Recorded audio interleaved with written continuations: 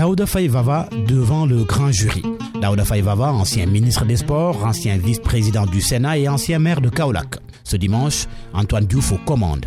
Au menu, la politique, les actualités judiciaires, les sports et beaucoup d'autres sujets.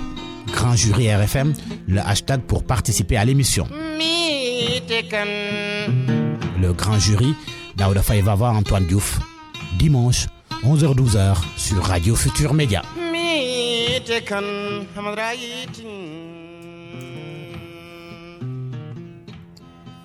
Mesdames, Messieurs, bonjour. Bienvenue au grand jury qui reçoit aujourd'hui El Hadj Daouda Faye Vava. Daouda Faye, bonjour. Bonjour.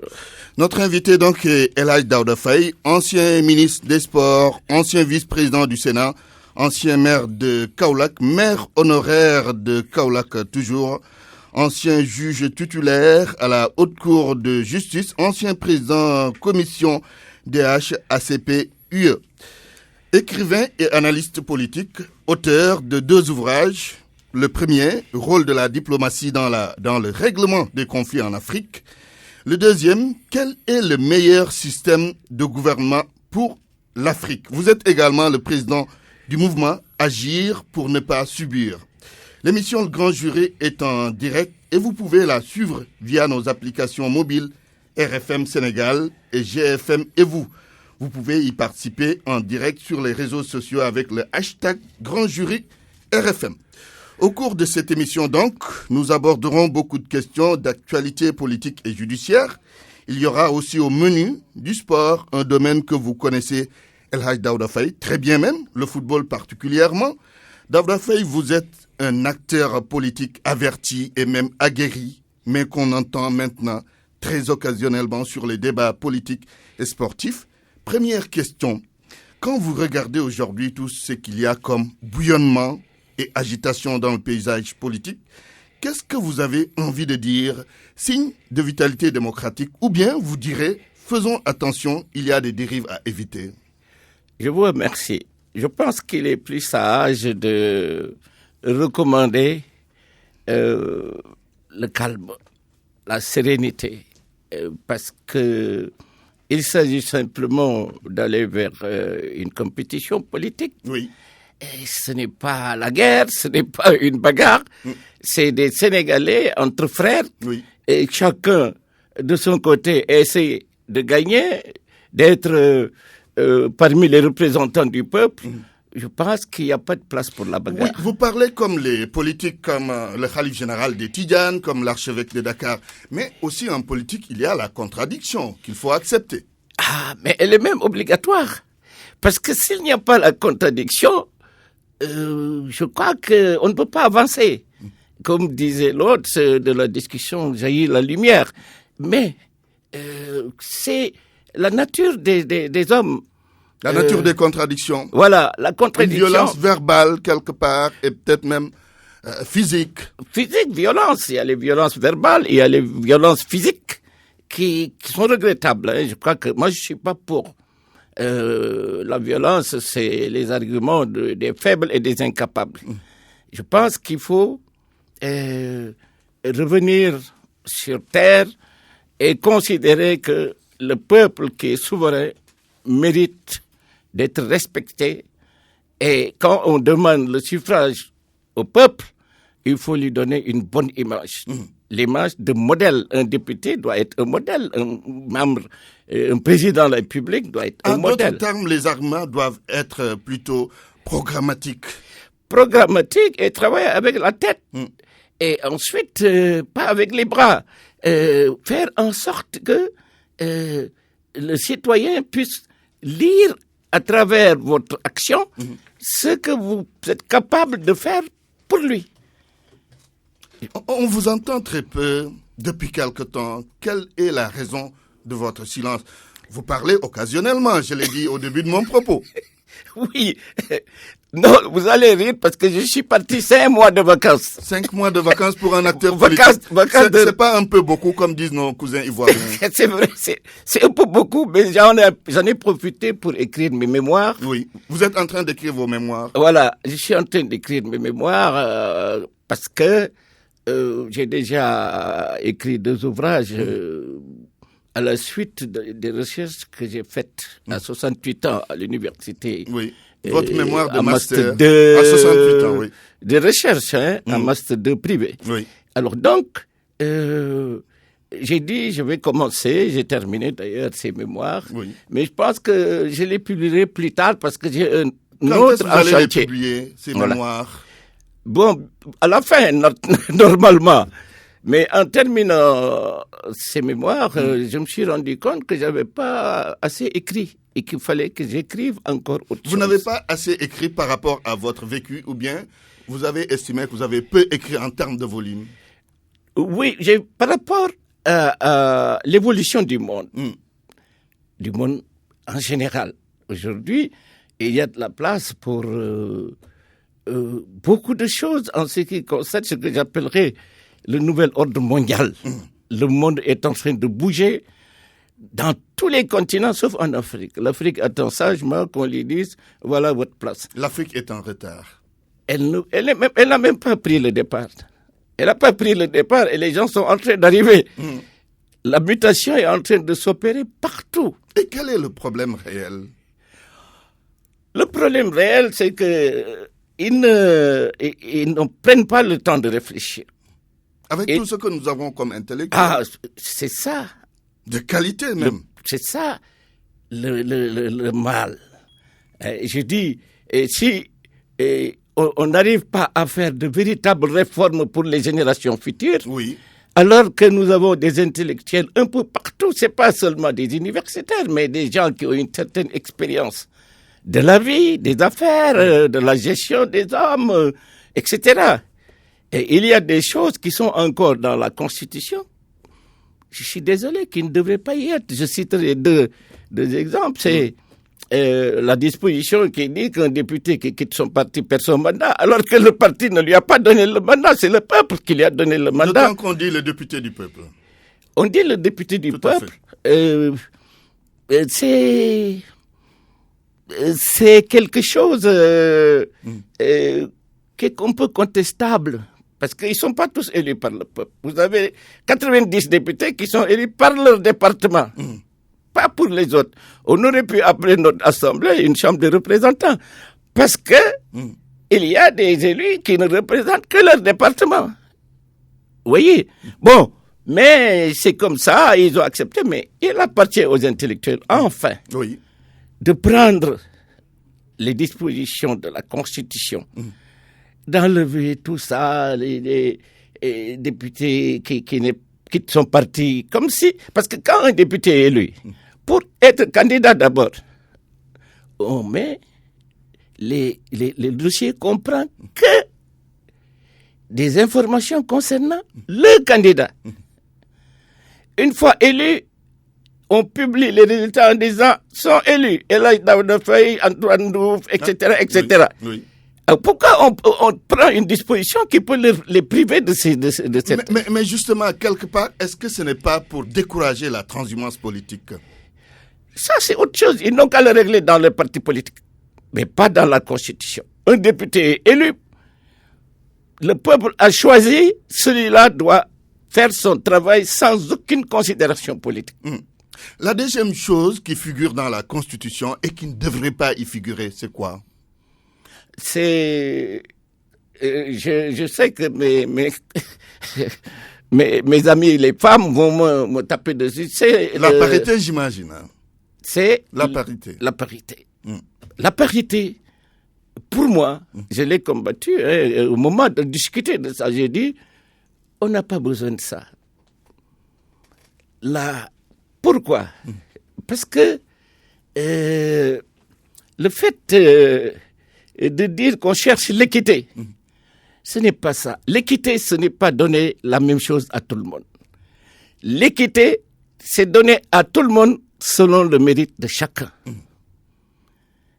On n'a pas besoin d'aller vers une discrimination, une autre discrimination, pour faire croire aux gens qu'on va vers la parité. C'est pas possible. Il faut supprimer cette loi. Ah oui, elle ne devait même pas exister. Moi, j'avais voté contre. Et les Aïdemboy m'avaient tapé dessus, hein, même à Conseil des ministres, quand j'ai pris la parole pour dire ça. Oui. Mais moi, j'ai l'habitude.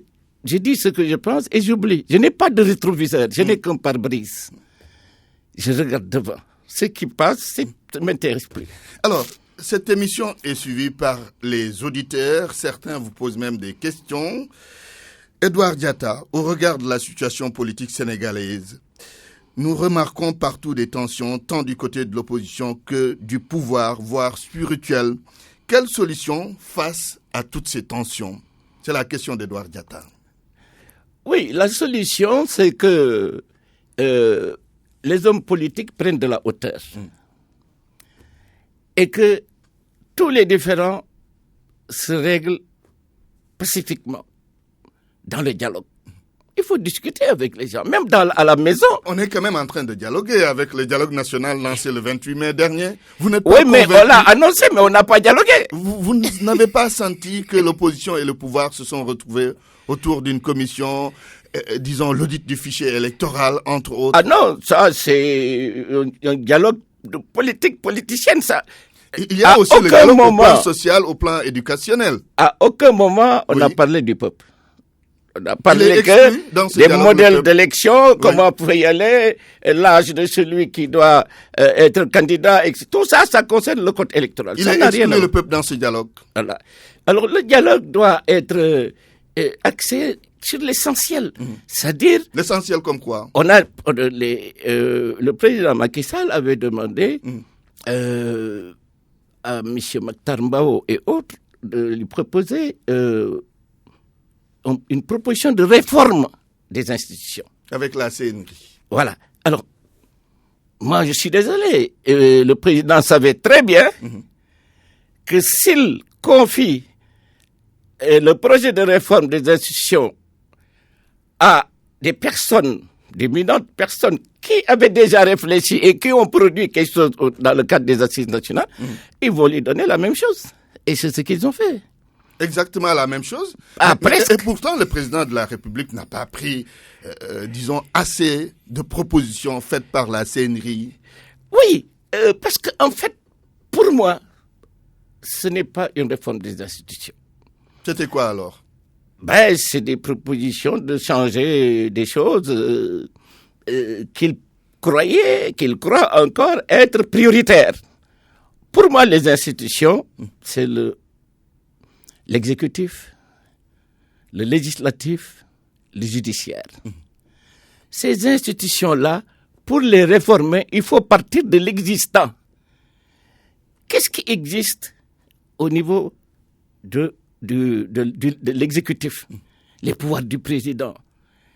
Il y a une disposition qui dit le président de la République nomme à tous les emplois civils et militaires. Oui. Plus que le roi du Maroc. Alors, ça, c'est pas pour Macky Sall, mais il l'a trouvé. Et il dit, c'est pas mal, moi, c'est pas à moi de dire qu'on va le changer. Si les gens font une proposition, je suis prêt à l'étudier, etc., etc. Il y a beaucoup de services, d'institutions. Comme le HCCT. Oui, comme le Conseil économique et social, etc. On en fait des institutions alors que ce sont des conseillers du président de la République. C'est des institutions utiles ou inutiles à votre avis? Ça peut être utile, mais sous une autre forme. Il faut peut-être créer un groupe de réflexion sur ces questions qui donne des avis au président de la République parce que tout leur travail est orienté vers le président de la République. C'est, à la limite, ce sont des... Vous n'allez pas nous dire qu'ils ne font des avis ou ils ne donnent que des avis qui plaisent au président de la République? Bon, pas forcément. Il y a quand même des responsables qui... j'en connais quelques-uns qui ont quand même... pas le courage, mais l'honnêteté intellectuelle de dire ce qu'ils pensent. Maintenant, à lui de faire ce qu'il veut. Ça ne va pas. Voilà. C'est comme l'IGE. L'IGE travaille pour le président. C'est pas comme la Cour des comptes qui fait son travail en permanence et qui constate des irrégularités et qui agit et fait des propositions ou même interpelle l'autorité judiciaire. Très bien. Mais l'IGE, on en parle beaucoup ces temps-ci, mais je suis désolé, l'IGE travaille pour le président, c'est tout. Très bien. Notre invité, l'invité du grand jury, El Hadj Daouda Faye, président du mouvement Agir pour ne pas subir. Votre mouvement est de quelle direction? Présidentielle ou oppositionnelle? Agir pour ne pas subir, je l'ai créé en 2005, avant d'être au gouvernement. Avant même, oui. Oui. Oui. C'est juste Mais après. que vous avez réactivé peut-être après la chute du pouvoir d'Abdoulaye Wade. Oui, disons qu'elle a existé, mais je l'avais gardée sous forme de daïra. C'est-à-dire qu'on se retrouvait souvent pour parler de tout et puis s'entraider. Parce que moi, j'ai un principe. C'est que les relations humaines doivent être bâties sur la solidarité et la tolérance. Il faut accepter que l'autre soit différent. Et il faut aider les autres. Ça, c'est la base même du consensus social. Or, les gens, je suis désolé, ils sont pingres, ils veulent aider personne. Et ensuite, quand quelqu'un a des difficultés et est marginalisé, se marginalise, personne ne l'aide à revenir dans la société.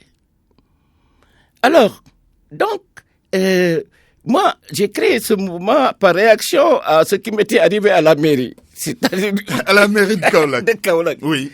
Et c'est pas les Kaolackois, ce sont des gens de Latmingué qui sont venus. On les a nourris et logés. Et le lendemain, on dit c'est lui Daouda Faye. On me l'avait dit 3 jours avant. J'ai dit il n'y a pas de solution. Mes gens avaient dit on va se bagarrer. J'ai dit non. On a un programme, on inaugure, le président est là, le gouvernement et l'ambassadeur du Japon, ils ont financé. Mais moi, ça ne me fait rien comme shahid. Après, il faut leur demander pourquoi ils font ça et ils diront, est-ce qu'il a volé, est-ce qu'il a menti? Ils diront non. Oui, tout cela dit, quelle est votre ligne en tant que mouvement? Ma ligne, c'est d'essayer de capter tout ce qui est bon et de dire, selon notre conception, des propositions pour améliorer. Il faut dire que c'est plus facile de travailler avec le pouvoir. Vous n'êtes pas du camp du pouvoir, ni de l'opposition? Je suis dans les deux camps. Dans les deux camps. Très Voilà. bien. Vous faites du ngaralé comme on dit. Ouais. Alors, un petit ngaralé. Un petit ngaralé. Alors, El Hadj Daouda Faye, Bach Mapate qui vous demande quelle est votre vision sur la gestion de la mairie de Kaolack et son retard sur presque tout secteur de développement. Certainement, c'est un Kaolackois qui vous pose cette question. Oui. Parce que, en dehors de Dakar, aucune mairie n'a les moyens de sa politique. C'est impossible. Vous prenez la mairie de Kaolack, 90% du budget, c'est les salaires. On ne peut même pas nettoyer. Il n'y a pas d'argent pour nettoyer. Il n'y a pas d'argent pour faire des investissements. Donc, seul le pouvoir central, c'est-à-dire l'État, peut progressivement, en programmant 2 ou 3 ou une dizaine de mairies par an, Oui. aider, parce qu'il y a des déficits structurels. S'il n'y a pas d'argent, pourquoi on parle de détournement d'argent? Souvent, on a vu le dernier rapport sur la gestion de Madiaye Diouf. Le rapport de l'IGE. Moi, je ne l'ai pas encore. Personne n'a vu le rapport de l'IGE.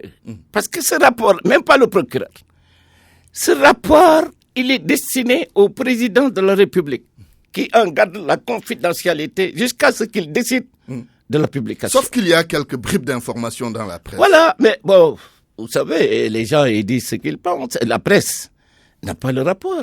Il prend des informations ici et là, mais je crois que moi, personnellement, je connais Madiaye Diouf. Je ne sais pas ce qui s'est passé là-bas. Mais Madiaye n'est pas dans ce paysage-là. Vous pensez qu'il a bien géré? En tout cas, il ne prendra jamais l'argent des autres. Je le connais très bien. Très bien. Vous nous introduisez dans les questions judiciaires. Daouda Faye, l'ancien maire de Kaolack, donc, est notre invité. Alors, il y a 2 dossiers qui agitent les landerneaux politiques, l'affaire Khalifa Sall, l'affaire Bamba Fall et compagnie. Sur la première affaire, quelle est votre perception? Oui, l'affaire Khalifa Sall est en justice. Vous permettez que je ne puisse pas m'étendre là-dessus. Quand que le président de la République, à la lecture du rapport de l'IGE, a décidé, à travers l'agence judiciaire de l'État, d'approfondir certaines choses. On verra bien. Mais vous avez quand même un commentaire en tant que politique à faire sur cette affaire, dont on dit qu'elle est éminemment politique, d'autres disent qu'elle est éminemment judiciaire. Elle est forcément politique. La politique, c'est la vie de la nation. Elle est forcément politique parce que si le président le voulait, il n'aurait pas transmis à l'agence judiciaire de l'État. J'ai entendu quelquefois dire qu'il y a des dossiers sous le coude, etc., etc. Bon, oui. Mais l'a dit, hein. Ce qui me désole, je suis sûr que le rapport de l'IGE ne parle pas que de poursuite judiciaire. La mission de l'IGE, c'est de constater des anomalies, de demander des correctifs pour que ce genre de choses ne puissent pas se produire. Mais où sont ces recommandations-là? Qu'est-ce qu'il faut faire? C'est ça ce qui est plus efficace. Maintenant, les poursuites, mettre quelqu'un en prison ne règle pas le problème. Ce qui règle le problème, c'est de changer le mode de fonctionnement pour que personne ne puisse plus faire autre chose que ce qui est décidé. Et pour moi... Si je vous suis bien, oui, pour vous. Pour moi, je n'utiliserai pas le mot de détournement de deniers publics. Parce que quand on vous met de l'argent à disposition... Vous allez utiliser quel mot? C'est un détournement d'objet. Le détournement d'objet, c'est qu'on vous met à disposition de l'argent. Dans la gestion, on vous dit, c'est pour faire ça. C'est pour construire ceci, cela, ou donner à des indigents. Et vous faites autre chose. Ça, c'est un détournement d'objet. En conclusion, on ne devait pas envoyer Khalifa Sall en prison. Oh, ça dépend du juge. Ça dépend du juge, pas du procureur. Je demande votre avis. C'est le juge. Pour l'instant, il n'est pas envoyé en prison, il est en détention provisoire. Oui, il n'est pas libre en tout cas. Il n'est pas libre, mais il n'est pas emprisonné. Oui. Et votre avis là-dessus, on ne devait pas le garder en détention? Ah si, ça c'est la liberté. C'est les lois. Si les gens ne sont pas contents du fonctionnement de la justice, ils n'ont qu'à changer les lois. Très bien. Sur la seconde affaire, l'affaire Bamba Fall, peut-on connaître votre point de vue? Moi, cette situation me désole. C'est un aveu d'échec de la gestion des partis politiques. Parce que la gestion des crises au sein des partis politiques. Voilà. C'est-à-dire, quel que soit le problème, un parti politique est une association des hommes et des femmes qui se retrouvent avec un objectif commun. Et s'il y a des problèmes, il faut les régler. La violence n'a pas de place. Ce problème a été mal réglé au sein du Parti socialiste. Il a mal commencé parce que le Parti socialiste a réagi. Oui. Mal commencé et mal abouti. Voilà, c'est-à-dire la provocation est venue des autres, des initiateurs de cette contestation. Affaire. Oui. Voilà. Et la réaction, pour moi, est excessive. Elle est excessive. On n'aurait pas dû en arriver là. De mon point de vue, moi je ne l'aurais pas fait. Maintenant, chacun a son tempérament et ses méthodes. Bon, c'est arrivé là, il appartient au juge de dire ce qui s'est passé réellement et comment il veut interpréter la loi, parce que les juges se basent sur la loi et la jurisprudence pour donner un avis. Très bien. Le grand jury sur RFM, il est 11h35 et nous recevons El Hadj Daouda Faye, président du mouvement Agir pour ne pas subir les élections législatives maintenant. Le pouvoir et l'opposition s'organisent pour ces prochaines joutes. Vous pensez à ces joutes et sous quelle bannière? Oui, moi je ne serai plus sur une liste pour une assemblée nationale ou locale. Pourquoi? J'ai déjà été j'ai déjà été 2 fois élu député, j'ai été 2 fois maire, ou je suis maire honoraire, et j'ai déjà été à 2 gouvernements, celui de Macky Sall et celui de Hadjibou Soumaré. Et vous pensez avoir assez servi au peuple, servir le peuple? Je ne sais pas si c'est assez, mais je suis fatigué de faire ça, de faire la même chose. Parce que, vous savez, j'ai l'impression que j'ai perdu du temps. Ah oui? Ah oui, parce que, finalement... Comment ça? Comment avez-vous perdu du temps? Ah vous oui. avez été à l'Assemblée nationale, oui. élu par les populations. Oui. Vous avez été ministre, vous avez été maire. Je vous ai dit tout à l'heure que j'étais contre la loi sur la parité, mais elle est passée quand même. Oui.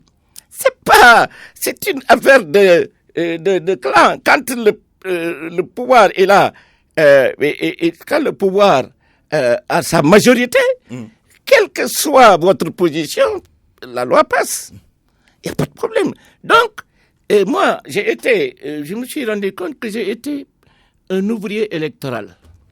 C'est-à-dire, j'étais là pour faire gagner le parti et arriver à l'Assemblée, à un moment donné, et on dit, voilà ce que le parti veut, et puis hop, ça passe. Quelle que soit votre position. Vous n'allez plus le refaire.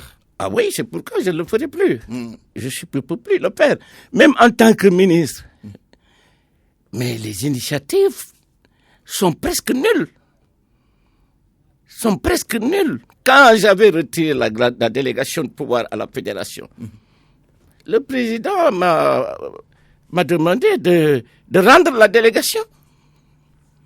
Et quand j'ai dit non, je ne peux plus le faire, je vais à la FIFA. Il était dans tous ses états. Macky Sall était premier ministre. Il était là, on parlait au téléphone, il était à Abuja. Il dit, moi je dois y aller. Il m'a dit quoi? À tes risques et périls. Et je suis parti quand même. Le président Abdoulaye Wade. Oui, à l'époque. Vous l'avez défié à l'époque?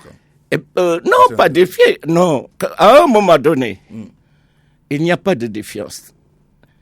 Il y a le respect de la dignité de l'être humain.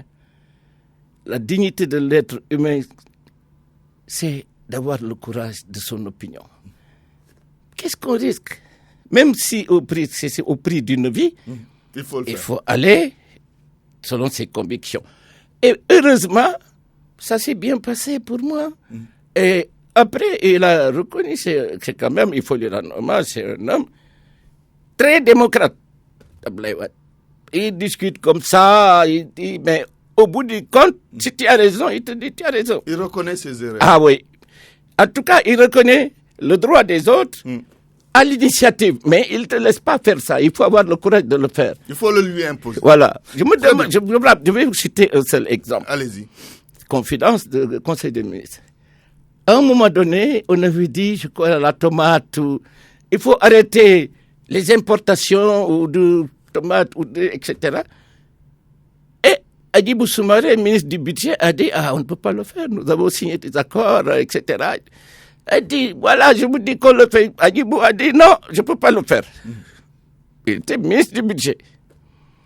À un moment donné, il dit, on passe. Et après, il a accepté la décision de Hadjibou.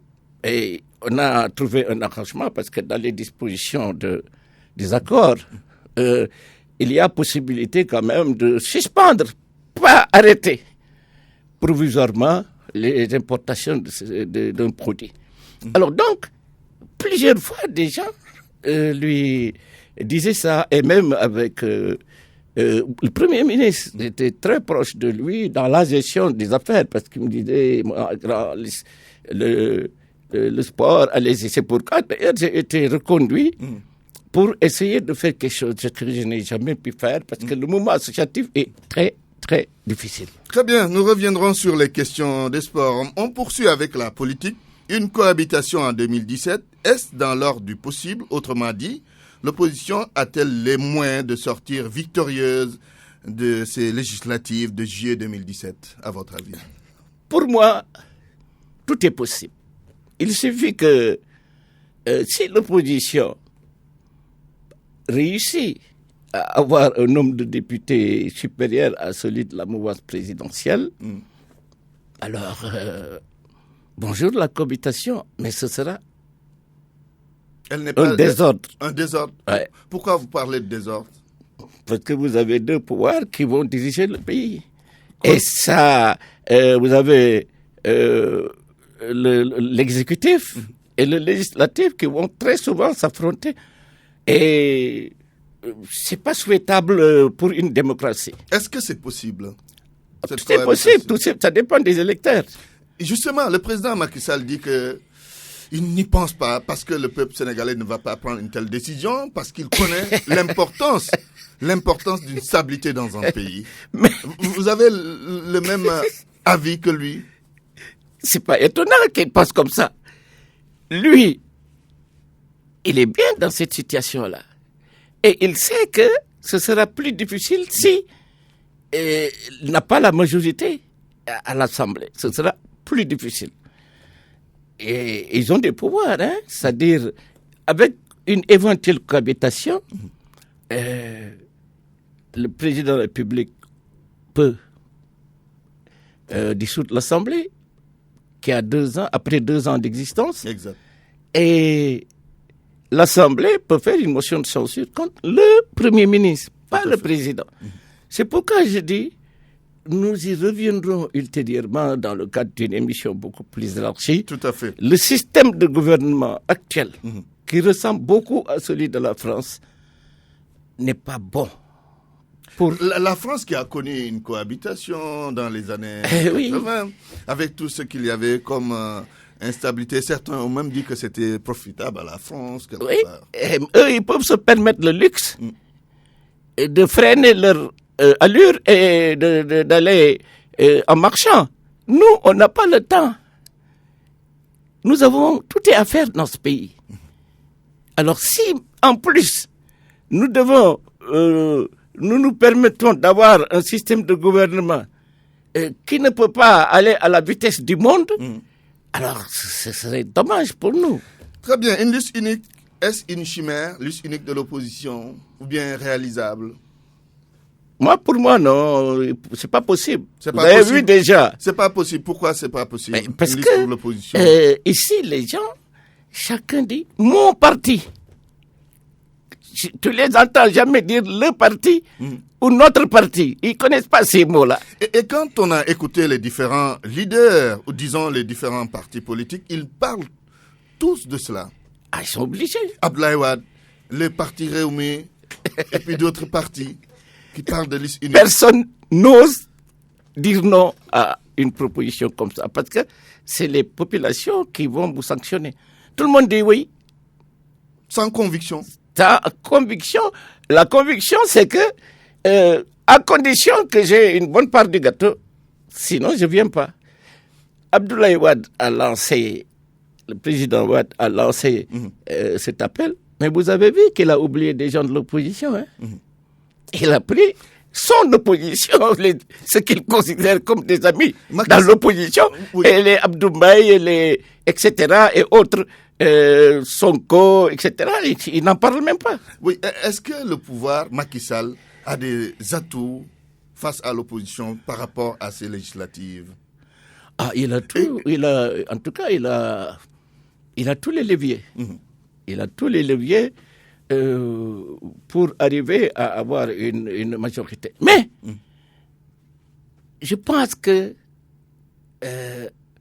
moi, je lui aurais conseillé d'emprunter la même voie qu'il avait empruntée pour aller au pouvoir. Il n'avait ni dossier sous le coude, il n'avait fait de bagarre avec personne, et Dieu l'a installé au pouvoir. Pourquoi ne pas emprunter le même chemin, avec les mêmes esprits, et refuser d'être manipulé par des soi-disant partenaires? Parce qu'il est manipulé, le président Macky Sall. Je crois, parce que moi, il y a des décisions. Des fois, je l'entends parler, je dis, ah non, ça, c'est pas le Premier ministre que j'ai connu. Oui. Ça, c'est pas le Premier ministre que j'ai connu. Mais, avec l'évolution dans le pouvoir, et je pense qu'il est en train de Il ne peut glisser. pas quand même parler à tout moment sous la dictée de quelqu'un. Non, pas sous la dictée de quelqu'un, mais sous l'influence, parce que l'influence est énorme. Hein.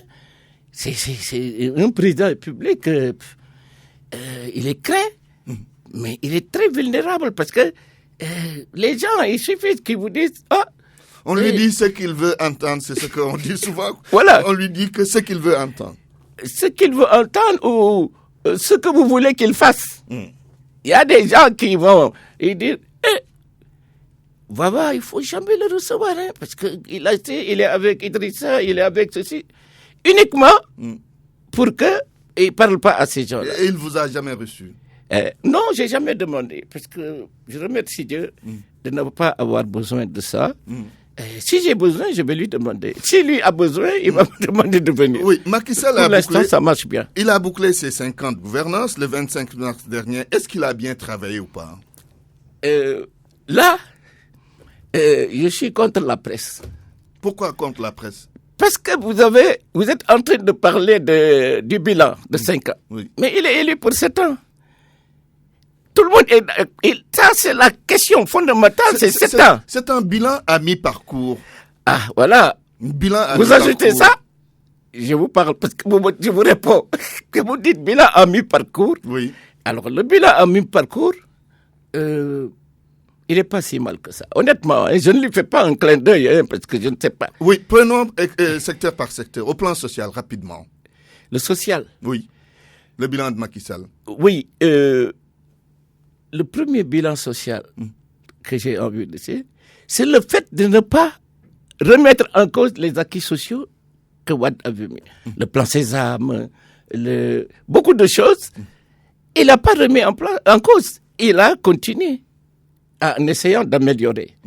Il a simplifié également la perception des taxes pour les véhicules, avec les vignettes qu'on collait sur nos belles voitures, etc. Aujourd'hui, tout le monde paye, etc. Il a continué les chantiers. D'Abdoulaye Wade. Et de Macky Sall, parce que les gens oublient que c'était le Premier ministre jusqu'en 2007. Et que moi, j'étais avec lui dans sa voiture pour aller lancer l'autoroute à péage. Et c'est lui qui est descendu, il est monté sur un engin avec le casque pour lancer les travaux de l'autoroute à péage. Il aurait pu remettre en cause tout ça pour dire changer le tracé ou par démagogie, mais non. Par réalisme, il a dit on continue et on fait plus. Son bilan économique, vous le jugez comment? Sur le bilan économique, c'est encore mitigé. Et je pense qu'il peut profiter des 2 ans. 6,7% de taux de croissance. Oui. Non, mais ça, moi, je ne suis pas théoricien. Je veux que la théorie se répercute sur le panier de la ménagère. Le concret. Le concret. Oui.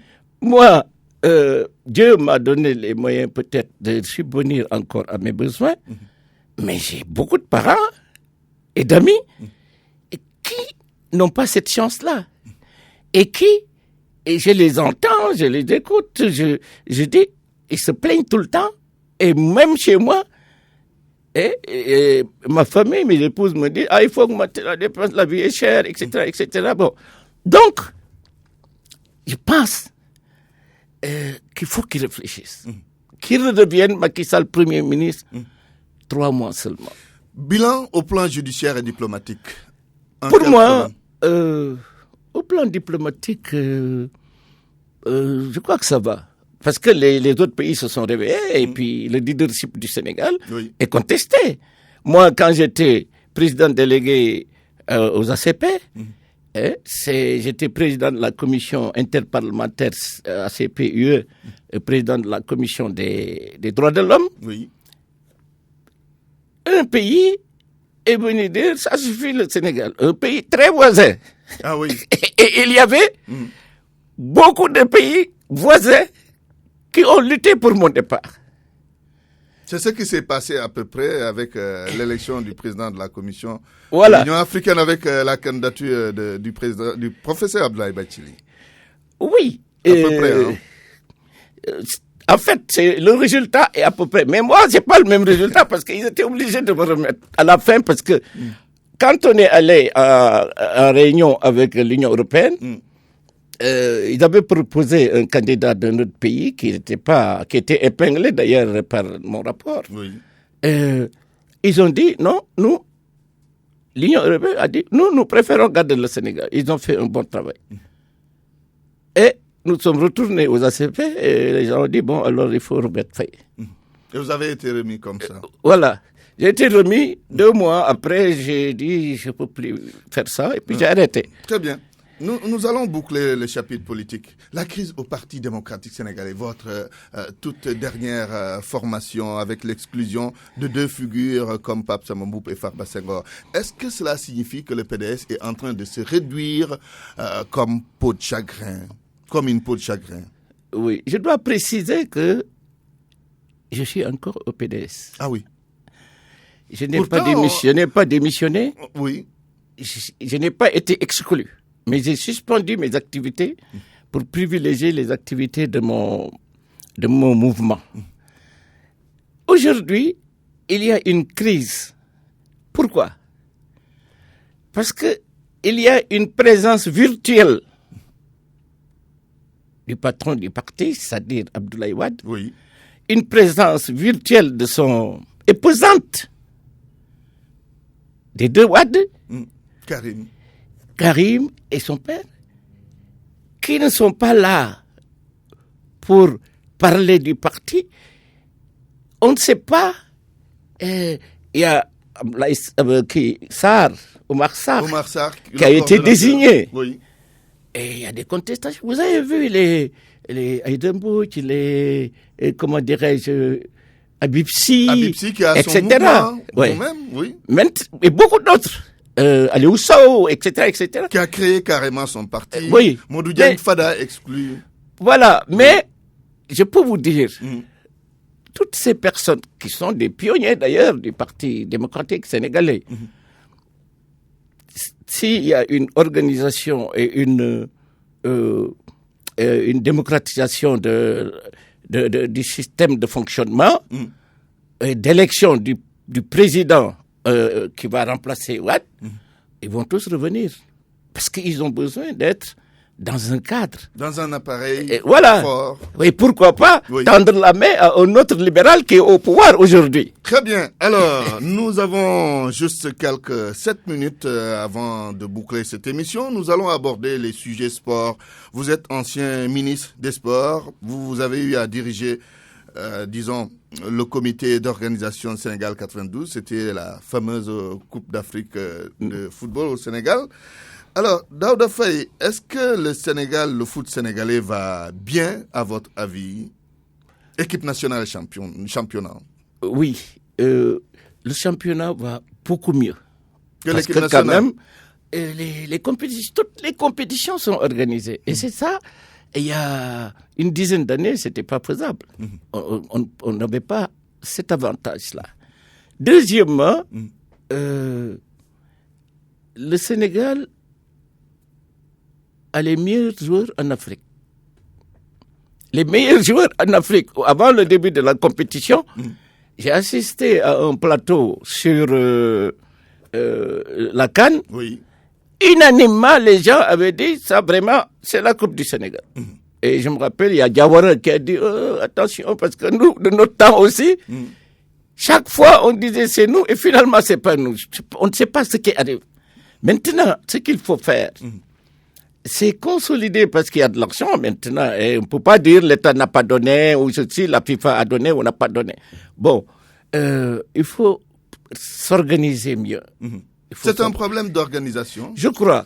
Parce que si vous dites que l'État donne l'argent, c'est ce qu'il dit. C'est que l'État donne. Qu'est-ce qui reste alors? Il faut s'organiser.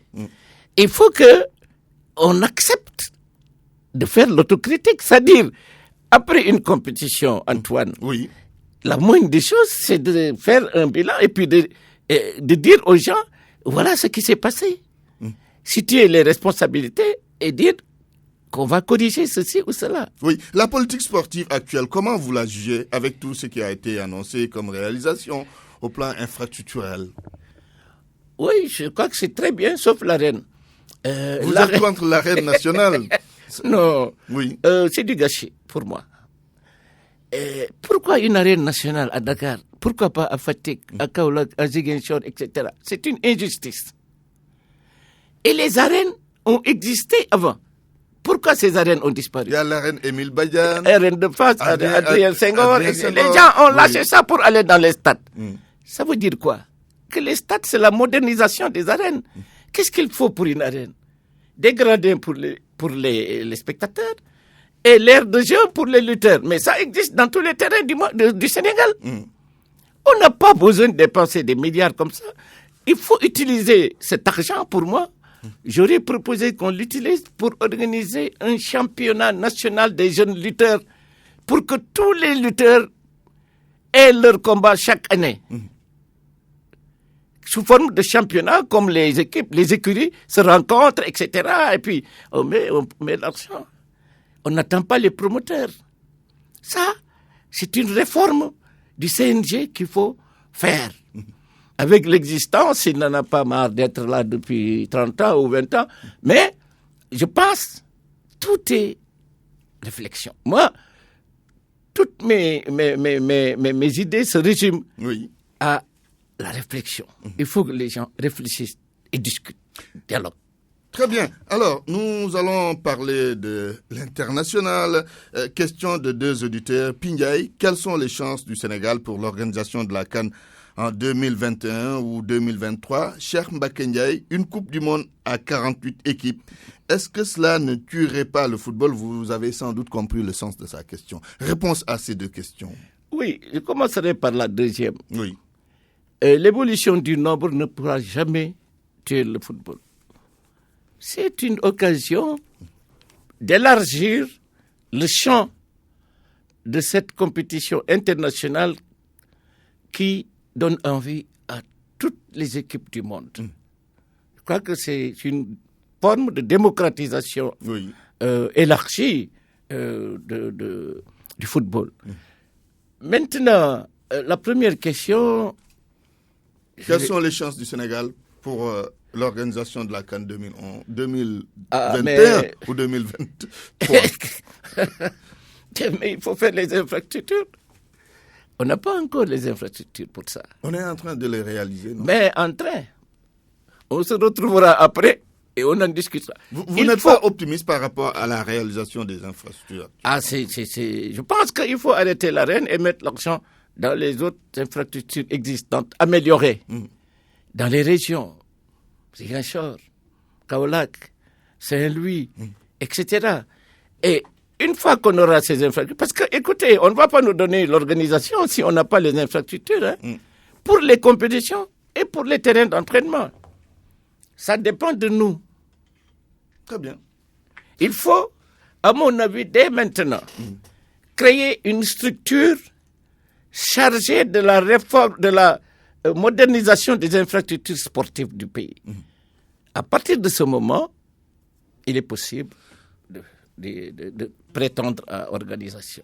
Très bien, El Hadj Daouda Faye, nous sommes au terme de cette émission, Grand Jury donc, qui recevait le président du mouvement Agir pour ne pas subir. Oui, un mot? Un seul mot pour me féliciter du départ de Blatter et de Issa Hayatou. Très bien.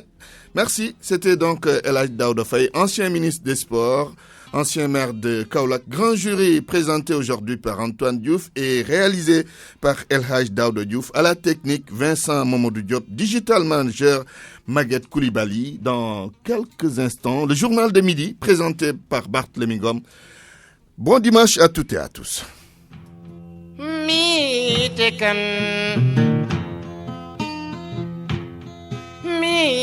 Te kan hamrayitin